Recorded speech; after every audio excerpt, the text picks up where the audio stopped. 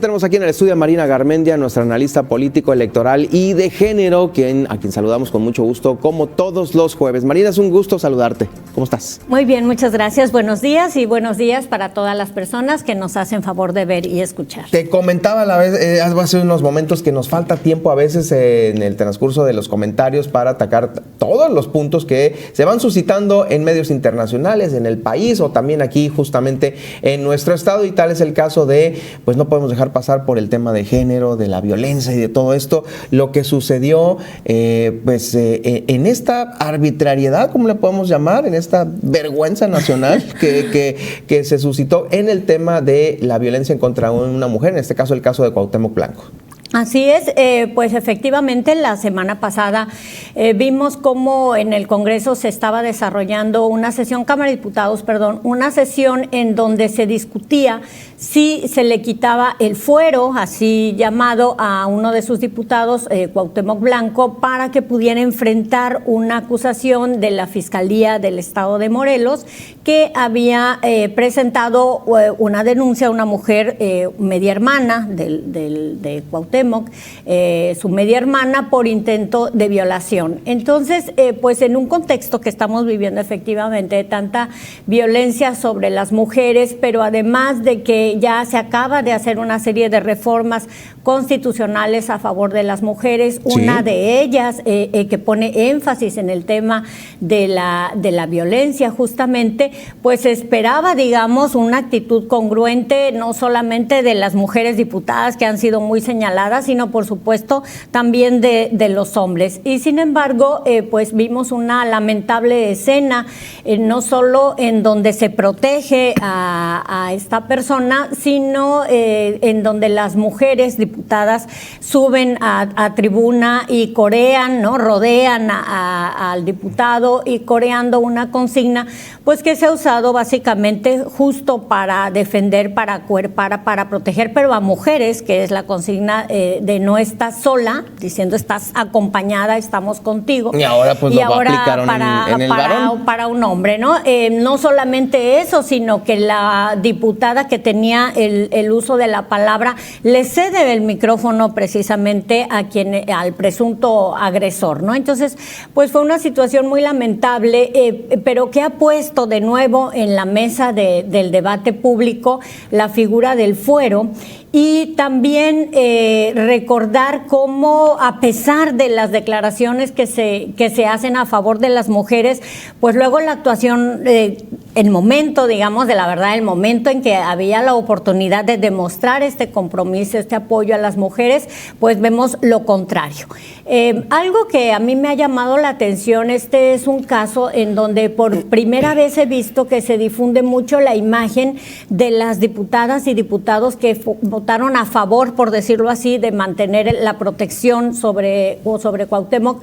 Entonces empezaron a salir las imágenes de estos legisladores y legisladoras por estados, es decir, hubo una preocupación ya de la ciudadanía, de un amplio sector, por ver cómo estaban votando sus representantes. Esto me parece muy importante porque, como sabemos, nosotros pues votamos por ellos o por ellas y luego ellos votan en la Cámara de Diputados siguiendo más una línea de su partido. Totalmente, es una línea. No necesariamente de la defensa de sus representados. Entonces creo que fue un hecho muy de llamar la atención de cómo en esta ocasión hay este interés de ver, a ver cómo votó mi representante, por quién votó. Y además yo creo que esto hay que guardarlo en la memoria, todas aquellas personas que estuvieron a favor de mantener el privilegio, ¿no? De no ser sujeto a una investigación, a alguien, no solamente que, hay que recordar que no solamente es un presunto agresor sexual, sino que tiene una serie de denuncias y de carpetas de investigación por corrupción, por enriquecimiento inexplicable, ilícito. Incluso una denuncia por golpes de su primera esposa. Es decir, no estamos hablando de... No es una perita, no es un panecito, pues. Exactamente, no estamos hablando de un legislador que se haya distinguido o de un exgobernador que se haya distinguido por sus aportaciones, por sus logros, sino al contrario, estar siempre en el debate por estas malas actuaciones. Y bueno, creo que es importante, perdón que me desvié, mantener en la memoria cómo se dio esta votación para ver después cómo se siguen comportando haciendo estos representantes y con quién tienen realmente un compromiso. Entonces, esto es algo de lo que pasa en la semana anterior. Y bueno, decía yo que se empieza a discutir de nuevo si el fuero se debe eliminar o se debe mantener. Ha habido ya una corriente muy fuerte que opina que se debe quitar el fuero, entendido como este instrumento jurídico que permite a políticos, a legisladores, a funcionarias públicas, por un lado, ser inviolables de las expresiones que manifiesten en el ejercicio de la representación de su trabajo legislativo, que a mí me parece adecuado. Es decir, creo que aunque no nos guste, pues debe mantenerse siempre la libertad de expresión de todas las personas, pero particularmente de las y los legisladores, y que no solamente se puedan expresar, sino también esta libertad para el ejercicio de su voto. ¿Por qué? Porque mira, por ejemplo, en este caso está documentado ya por los testimonios de muchísimas diputadas de los partidos que votaron en el sentido de proteger, del PRI, de Morena, del Verde, del PT. O sea, ellas han dicho que estuvieron sujetas a presiones muy fuertes, amenazas para que votaran a favor de ese dictamen de desechamiento. Entonces, mantener, digamos, la protección para estas quienes están votando, a mí me parece que sí es importante, es decir, el fuero que proteja siempre la libertad en que se expresen y voten las y los representantes. Sí. Pero la otra parte del fuero lo que permite es darles esta inmunidad para que puedan ser sujetos a una investigación, a un procedimiento e incluso a ser detenidos penalmente. Entonces, esta segunda parte, el problema que tenemos y que se puede advertir es que ha sido utilizada más para hacer justicia que como más bien para un instrumento de presión política. Cuando uno revisa, fíjate, yo estuve viendo obviamente con la curiosidad de ver a quienes se ha quitado el fuero en la Cámara de Diputados. Encontré pocos casos, pero en la mayoría de ellos lo que uno puede advertir es que más que el delito por el que se les acusaba, había un trasfondo político y por eso se les quita el fuero. Es decir, se les acusa de un delito. Por ejemplo, el primero que hay es de Manuel Riva Palacios en 1935.